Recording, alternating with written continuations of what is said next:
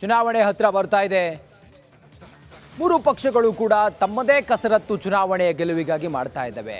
ಮೈತ್ರಿ ಪಕ್ಷಗಳು ಒಂದು ಕಡೆಯಲ್ಲಿ ಹೇಗಾದರೂ ಮಾಡಿ ಈ ಬಾರಿ ಸ್ವೀಪ್ ಮಾಡಬೇಕು ಅಂದ್ಕೊಂಡಿದ್ರೆ, ಕಾಂಗ್ರೆಸ್ ನಾಯಕರು ಕೂಡ ಕಾಲಿಗೆ ಚಕ್ರ ಕಟ್ಟಿಕೊಂಡವರಂತೆ ಓಡಾಡ್ತಾ ಇದ್ದಾರೆ. ಇವತ್ತು ಮುಖ್ಯಮಂತ್ರಿ ಸಿದ್ದರಾಮಯ್ಯನವರು ಎಲ್ಲ ಕಡೆ ಓಡಾಡಿದ್ರು.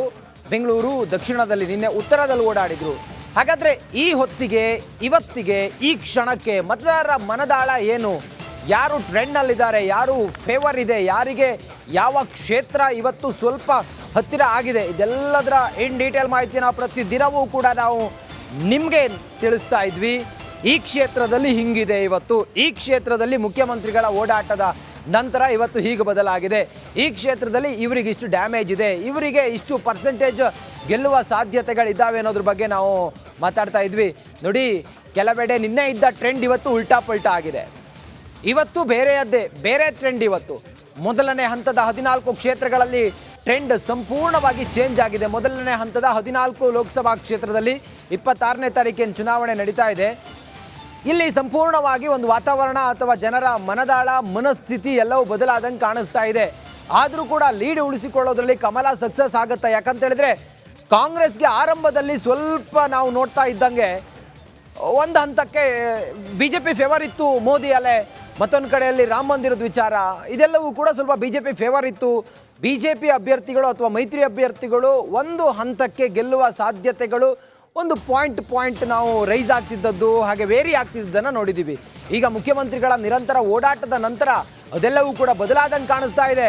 ಕಾಂಗ್ರೆಸ್ ಧೂಳಿನಿಂದ ಮೇಲೇಳ್ತಾ ಇದೆಯಾ? ಧೂಳಿನಿಂದ ಮೇಲೆದ್ದು ಕಾಂಗ್ರೆಸ್ ಜಯಬೇರಿ ಬಾರಿಸುವತ್ತ ಸಾಗ್ತಾ ಇದೆಯಾ? ಆ ರೀತಿ ಟ್ರೆಂಡ್ ಇವತ್ತು ಕಾಣಿಸ್ತಾ ಇದೆ. ಆದರೂ ಕೂಡ BJP ಮಾತ್ರ ಆ ಲೀಡನ್ನು ಉಳಿಸಿಕೊಳ್ಳೋದಕ್ಕೆ ಅಥವಾ ಉಳಿಸ್ಕೊಂಡು ಹಾಗೆ ಮುಂದುವರಿಯೋದಕ್ಕೆ ಒಂದು ಲೆಕ್ಕಾಚಾರದಲ್ಲಿದೆ. ನಾವು ಮೊದಲಿಗೆ ನೋಡೋಣ ಬಾಗಲಕೋಟೆ ಲೋಕಸಭಾ ಕ್ಷೇತ್ರ. ಏಪ್ರಿಲ್ 8, 2024 ಇವತ್ತಿನ ಟ್ರೆಂಡ್ ಹೇಗಿದೆ ಅಂತ ಹೇಳಿದರೆ, BJP ಅಭ್ಯರ್ಥಿ 54% ಗೆಲ್ಲುವ ಸಾಧ್ಯತೆಗಳಿದೆ ಬಾಗಲಕೋಟೆಯಲ್ಲಿ. ಕಾಂಗ್ರೆಸ್ನ ಅಭ್ಯರ್ಥಿ 46% ಗೆಲ್ಲುವ ಸಾಧ್ಯತೆಗಳಿದೆ. ಬಾಗಲಕೋಟೆ ಹಂಗೆ ನೋಡಿದರೆ BJPಯ PC ಗದ್ದಿಗೌಡರು ಕಣದಲ್ಲಿದ್ದಾರೆ. BJPಯ ಮೈತ್ರಿ ಅಭ್ಯರ್ಥಿಯಾಗಿ ಗದ್ದಿಗೌಡರವರು ಕಣದಲ್ಲಿದ್ದಾರೆ. ಕಾಂಗ್ರೆಸ್ನಿಂದ ಸಂಯುಕ್ತ ಪಾಟೀಲ್.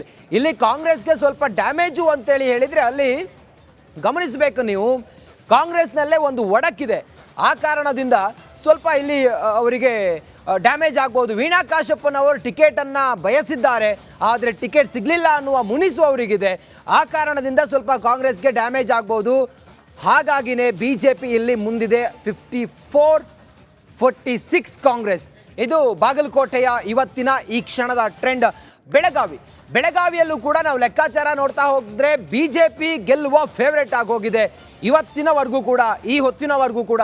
ಯಾಕಂತ ಹೇಳಿದರೆ BJPಯಿಂದ ಜಗದೀಶ್ ಶೆಟ್ಟರ್ ಅವರು ಕಣದಲ್ಲಿದ್ದಾರೆ.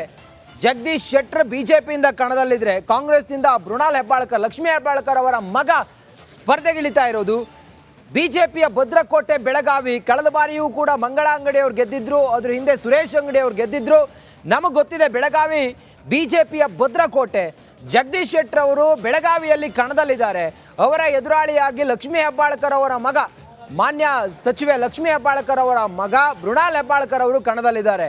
ಈ ಹೊತ್ತಿನವರೆಗೂ ಕೂಡ ಬೆಳಗಾವಿ ಜನರ ಮನದಾಳ, ನಾವು ಜನರನ್ನು ಮಾತಾಡಿಸಿದ್ದ ಹಾಗೆ ಅವ್ರನ್ನ ನಾವು ಸಂಪರ್ಕ ಮಾಡಿ ಅವರ ಮನದಾಳವನ್ನು ತಿಳ್ಕೊಂಡು, ಈ ಹೊತ್ತಿನವರೆಗೂ ಕೂಡ ನಮಗೆ ಸಿಕ್ಕಂಥ ಮಾಹಿತಿ, ಬೆಳಗಾವಿಯಲ್ಲಿ 55% BJP ಗೆಲ್ಲುವ ಸಾಧ್ಯತೆ ಇದೆ. ಹಾಗೆ ಕಾಂಗ್ರೆಸ್ 45, ನಿನ್ನೆ 52 ಇತ್ತು, ಇವತ್ತು ಸ್ವಲ್ಪ ಇಂಪ್ರೂವ್ ಆಗಿದೆ BJP. ಅಂದರೆ ಇವತ್ತಿನ ಪ್ರಚಾರವೂ ಪ್ರಮುಖ ಆಗುತ್ತೆ. ಮೋದಿಯವರು 14ನೇ ತಾರೀಕು ಬರ್ತಾ ಇದ್ದಾರೆ, ಇದೆಲ್ಲವೂ ಕೂಡ ಪ್ರಮುಖ ಆಗುತ್ತೆ. ನೆಕ್ಸ್ಟ್ ನಾವು ನೋಡೋಣ ಚಿಕ್ಕೋಡಿ ಲೋಕಸಭಾ ಕ್ಷೇತ್ರ. ಚಿಕ್ಕೋಡಿ ಲೋಕಸಭಾ ಕ್ಷೇತ್ರದಲ್ಲೂ ಕೂಡ ಇವತ್ತು ಸ್ವಲ್ಪ ವೇರಿ ಆದಂಗೆ ಕಾಣಿಸ್ತಾ ಇದೆ. BJPಗೆ ಸ್ವಲ್ಪ ಡೌನ್ ಆಗಿದೆ. ಅಲ್ಲಿ BJP ಅಣ್ಣಾ ಸಾಹೇಬ್ ಜೊಲ್ಲೆ ಅವರು ಅಧಿಕೃತವಾಗಿ ಅಲ್ಲಿ ಕಣದಲ್ಲಿದ್ದಾರೆ. ಇನ್ನು ಕಾಂಗ್ರೆಸ್ನಿಂದ ಪ್ರಿಯಾಂಕಾ ಜಾರಕಿಹೊಳಿ ಅವರು, ಸತೀಶ್ ಜಾರಕಿಹೊಳಿ ಅವರ ಪುತ್ರಿ ಕಣದಲ್ಲಿದ್ದಾರೆ.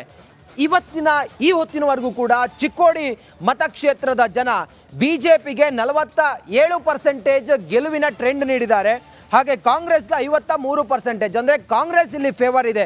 ನೋಡಿ, ನಿನ್ನೆವರೆಗೂ ಕೂಡ ನೋಡಿದರೆ ಅಥವಾ ಹಿಂದಿನ ಒಂದಿಷ್ಟು ಲೆಕ್ಕಾಚಾರ, ಒಂದಿಷ್ಟು ಫೇವರ್ ನೋಡಿದರೆ, ನಿನ್ನೆವರೆಗೂ ಕೂಡ BJP 53% ಗೆಲುವಿನ ಒಂದು ಉತ್ಸಾಹದಲ್ಲಿತ್ತು, ಟ್ರೆಂಡ್ ಇತ್ತು.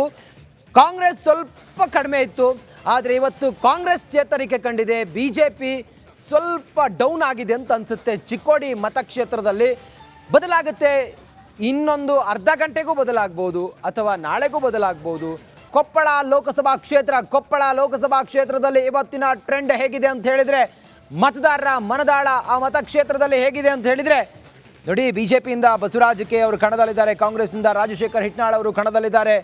ಬಿಜೆಪಿ 48% ಗೆಲ್ಲುವ ಲೆಕ್ಕಾಚಾರ ಇದೆ. ನಿನ್ನೆ 49 ಇತ್ತು, ಇವತ್ತು 1 ಪಾಯಿಂಟ್ ಕಮ್ಮಿ ಆಗಿದೆ. ಕಾಂಗ್ರೆಸ್ 52. ಇಲ್ಲಿ ಕಾಂಗ್ರೆಸ್ ಗೆಲ್ಲುವ ಸಾಧ್ಯತೆ ಹೆಚ್ಚಿದೆ. ನೆಕ್ಸ್ಟ್ ಬಳ್ಳಾರಿ ಬಿಜೆಪಿಯಿಂದ ಶ್ರೀರಾಮುಲು ಇದ್ದಾರೆ ಕಣದಲ್ಲಿ, ಕಾಂಗ್ರೆಸ್ನಿಂದ ಇ ತುಕಾರಾಮ್ ಇದ್ದಾರೆ. ಬಳ್ಳಾರಿಯ ಟ್ರೆಂಡ್ ಹೇಗಿದೆ ಅಂತ ಹೇಳಿದರೆ ಬಿಜೆಪಿ 49, ನಿನ್ನೆ 54 ಇತ್ತು, ಅಂದರೆ ನಿನ್ನೆವರೆಗೂ ಕೂಡ 54 ಇತ್ತು, ಇವತ್ತು 49 ಆಗಿದೆ. ಕಾಂಗ್ರೆಸ್ 51 ಆಗಿದೆ. ಆ ಮೂಲಕ ಚೇತರಿಕೆ ಕಾಣ್ತಾ ಇದೆ ಕಾಂಗ್ರೆಸ್. ನೆಕ್ಸ್ಟ್ ಗಮನಿಸ್ತಾ ಹೋದರೆ ನಾವು ಮತ್ತೊಂದು ಲೋಕಸಭಾ ಕ್ಷೇತ್ರ ಹಾವೇರಿಯಲ್ಲಿ ಹೆಂಗಿದೆ ಅಂತೇಳಿ ನೋಡಿ. ಹಾವೇರಿಯಲ್ಲೂ ಕೂಡ ಸ್ವಲ್ಪ ಚೇತರಿಕೆ ಇದೆ ನೋಡಿ. ಫೈನಲ್ ಆಗಿ ನಾವು ನೋಡಿದರೆ ಬಿಜೆಪಿ ಮತ್ತು JDS ಮೈತ್ರಿ 9 ಕ್ಷೇತ್ರಗಳಲ್ಲಿ ಮುಂದಿದೆ, ಕಾಂಗ್ರೆಸ್ 4ರಲ್ಲಿ ಮುಂದಿದೆ. 50-51 ಇದು ಲೆಕ್ಕಾಚಾರ. ಬಿಜೆಪಿ ಮತ್ತು JDS ಮೈತ್ರಿ 9ರಲ್ಲಿ ಮುಂದಿದೆ. ಈ 14 ಲೋಕಸಭಾ ಕ್ಷೇತ್ರಗಳಲ್ಲಿ ಕಾಂಗ್ರೆಸ್ 4ರಲ್ಲಿ ಮುಂದಿದೆ. 50-50 ಈ ಒಂದು 50-50 ಅಂತ ಹೇಳಿದರೆ ಏನು ಬೇಕಾದರೂ ಆಗ್ಬೋದು ಅದು ನೋಡಿ. ಲೆಕ್ಕಾಚಾರ ಹೆಂಗಿದೆ ಅಂತೇಳಿ ನೀವು ಗಮನಿಸ್ತಾ ಇದ್ದೀರಿ ನೋಡಿ. ಹಾವೇರಿಯಲ್ಲಿ 54-46, ಧಾರವಾಡದಲ್ಲಿ BJP 53-47 Congress, Uttara Kannada 52 BJP 48 Congress, Shivamogga 59 BJP 41 Congress, ದಾವಣಗೆರೆಯಲ್ಲಿ 52 ಬಿಜೆಪಿ 48 ಕಾಂಗ್ರೆಸ್, ಕಲಬುರಗಿಯಲ್ಲಿ 51 BJP 49 Congress, Vijayapura 54 BJP 46 Congress. Percentage wise ಯಾರಿಗೆ ಎಷ್ಟು ಅನುಕೂಲ ಇದೆ ಕ್ಷೇತ್ರ ಅನ್ನೋದನ್ನು ನೀವು ಗಮನಿಸ್ತಾ ಇದ್ದೀರಾ. ರಾಯಚೂರಿನಲ್ಲೂ ಕೂಡ 50-50, ಬೀದರ್ನಲ್ಲೂ ಕೂಡ 50-50. ಇದು ಇವತ್ತಿನವರೆಗೂ ಕೂಡ, ಈ ಹೊತ್ತಿನವರೆಗೂ ಕೂಡ ಟ್ರೆಂಡ್ ಈ 14 ಲೋಕಸಭಾ ಕ್ಷೇತ್ರದಲ್ಲಿ.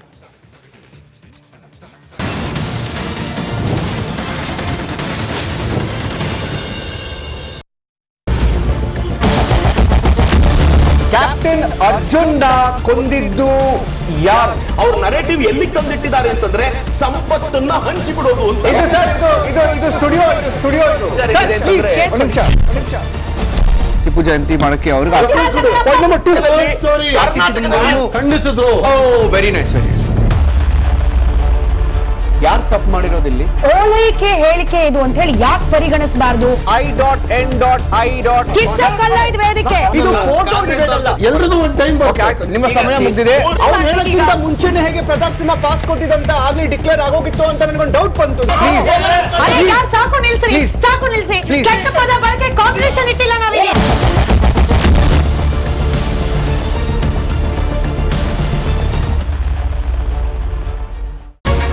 ರಿಪಬ್ಲಿಕ್ ವರ್ಡ್ ಆಪ್ ಇದು ಕೇವಲ ಅಪ್ಲಿಕೇಶನ್ ಅಲ್ಲ, ಸಮಗ್ರ ಸುದ್ದಿಗಳ ಸಂಪರ್ಕ ಮಾರ್ಗಕ್ಕೆ ಕ್ರಾಂತಿಕಾರಿ ಬದಲಾವಣೆ. ರಿಪಬ್ಲಿಕ್ ವರ್ಡ್ ಆಪ್ ಕೇವಲ ಸುದ್ದಿ ಅಪ್ಲಿಕೇಶನ್ ಪರಿಚಯಿಸ್ತಾ ಇಲ್ಲ, ಬದಲಾಗಿ ಡಿಜಿಟಲ್ ಸುದ್ದಿ ಬಳಕೆಯ ಹೊಸ ಯುಗಕ್ಕೆ ನಾಂದಿ ಹಾಡ್ತಾ ಇದೆ. ಇದೊಂದು ಬ್ರೇಕಿಂಗ್ ನ್ಯೂಸ್, ಪ್ರಭಾವಶಾಲಿ ಕಾರ್ಯಕ್ರಮಗಳಿಗೆ ಗಟ್ಟಿಯಾದ ನ್ಯೂಸ್. ಇಲ್ಲಿ ಕೇವಲ ತಾಜಾ ಸುದ್ದಿ, ಅದರ ನೇರ ಪ್ರಸಾರ ಮತ್ತು ಚರ್ಚೆಗಳಿಗೆ ಮಾತ್ರ ಅವಕಾಶ. ರಿಪಬ್ಲಿಕ್ ವರ್ಲ್ಡ್ ಆಪ್ ಡೌನ್ಲೋಡ್ ಮಾಡಿಕೊಳ್ಳಿ. ಗೂಗಲ್ ಪ್ಲೇ ಸ್ಟೋರ್ ಮತ್ತು ಆಪಲ್ ಆಪ್ ಸ್ಟೋರ್ನಲ್ಲಿ ಲಭ್ಯವಿದೆ.